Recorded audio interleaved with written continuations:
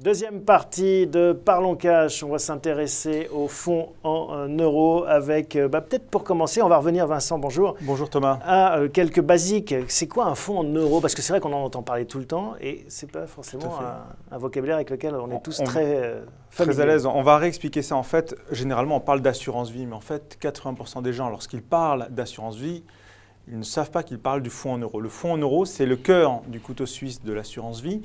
On en parle assez souvent dans cette émission. Et finalement, c'est la partie la plus sécure du contrat d'assurance vie. Donc en fait, le fonds en euros, comme l'expliquait Jonathan dans la précédente partie où on regardait l'impact des décisions de la BCE de ces dernières semaines sur les placements, en fait, dans le cadre des fonds en euros, généralement, historiquement, les assureurs géraient ça finalement de façon assez simple en mettant des obligations. Lorsque les obligations rapportaient quelque chose, c'était intéressant de mettre ça, son épargne sur ce genre de produit. Le problème est qu'aujourd'hui, la tendance de ces fonds en euros est en train d'atteindre le sol de la cave.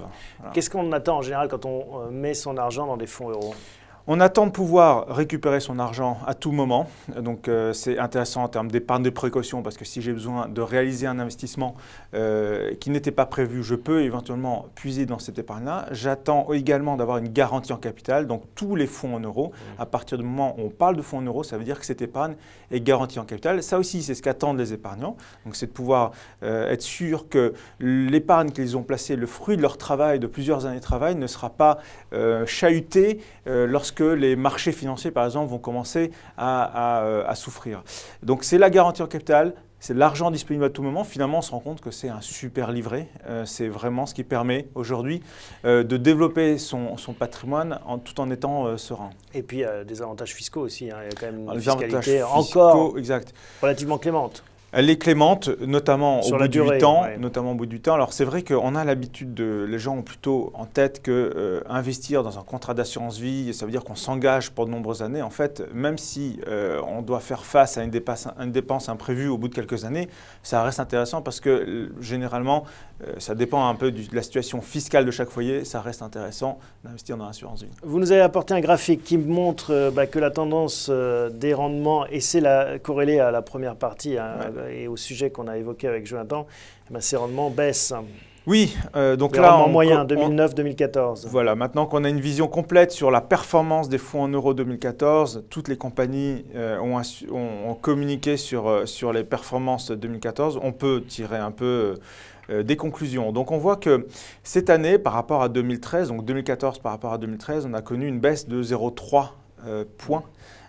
Sur le rendement moyen des fonds en euros, on est en 2014 à 2,5%. Ce qui reste élevé quand même, hein, si on se replace dans le contexte de taux beaucoup plus bas. Exactement, dans le contexte d'inflation à 10 ans est sous les 0,7%. Tout à fait. Alors après, il faut enlever la fiscalité, les prélèvements sociaux, mais même après prélèvements sociaux et après fiscalité, généralement, l'assurance vie aujourd'hui reste l'un des meilleurs placements. En tout cas, la partie fonds en euros reste un des meilleurs placements. Mais ce qui va être intéressant, c'est de voir comment on peut faire, ce qu'on va aborder plus tard, comment on peut faire pour, malgré tout, dynamiser ce rendement-là. Donc en tout cas, on est sur une baisse en 2014 qui est une des plus fortes depuis 5 ans. Notamment, on pense que les compagnies ont écouté le gouverneur de la Banque de France qui avait insisté sur le fait qu'il fallait cette année faire attention à ne pas proposer des taux trop élevés, il fallait commencer à atterrir sur les fonds en euros. Ce que vous dites, c'est que la courbe va continuer à baisser en toute logique. Hein. La courbe va continuer à baisser. Il y a une inertie finalement de cette baisse. La courbe continuera à baisser et il n'y a pas de raison aujourd'hui, on l'entendait dans le point sur les marchés financiers, il n'y a pas de raison que dans les prochaines années, on voit remonter ces taux de façon certaine. Alors, votre métier, c'est de conseiller les investisseurs. Vous nous avez apporté un classement des meilleurs assureurs. Vous appelez ça le top assureur. Donc là, ce qu'on a fait, en fait, on a regardé les performances d'une quarantaine de contrats qui couvrent 90% des contrats d'assurance vie en France.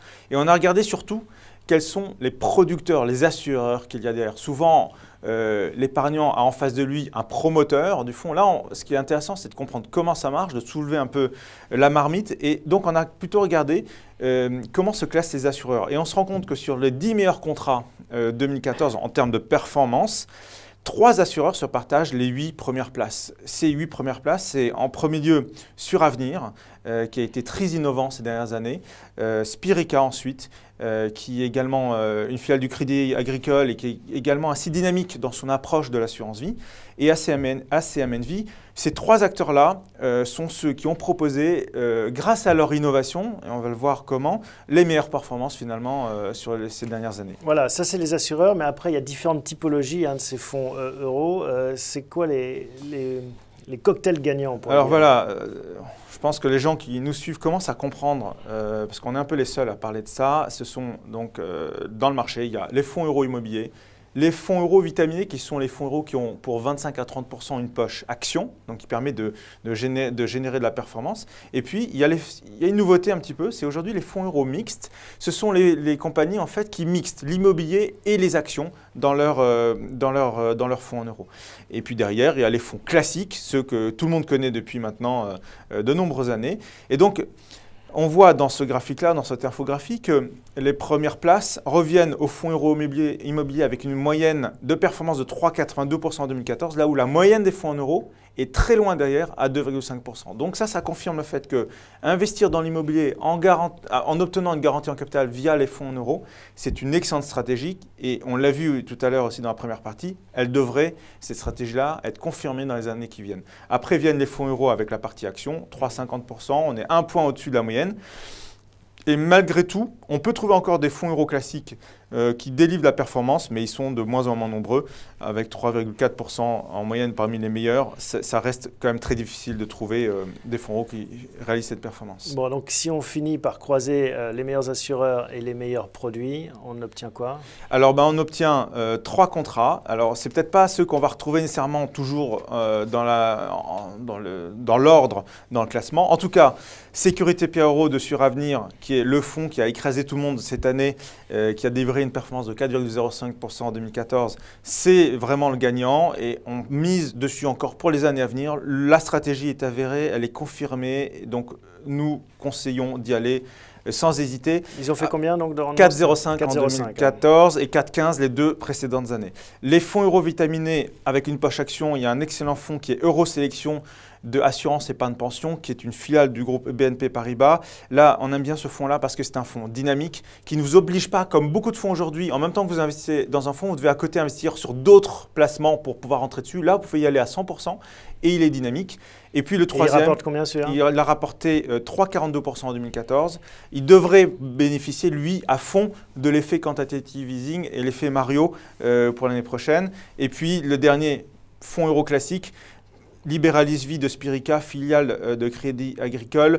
Pourquoi on apprécie ce fonds euro-là? Parce que c'est un de ceux qui en France permet d'allier à ce fonds euro un maximum d'unités de compte, ce qu'on appelle des solutions pour diversifier son épargne. Et donc là, on est dans une architecture ouverte très, très facile d'accès pour les épargnants. Donc c'est l'autre recommandation, la dernière. Et qui a rapporté, on le rappelle, aussi 3,05% en 2014. Voilà. Donc pour faire votre marché, début 2015, il est encore temps. Merci Vincent pour ces explications. On va tout de suite passer à une rubrique avec notre invité d'honneur aujourd'hui, en l'occurrence Serge Trigano.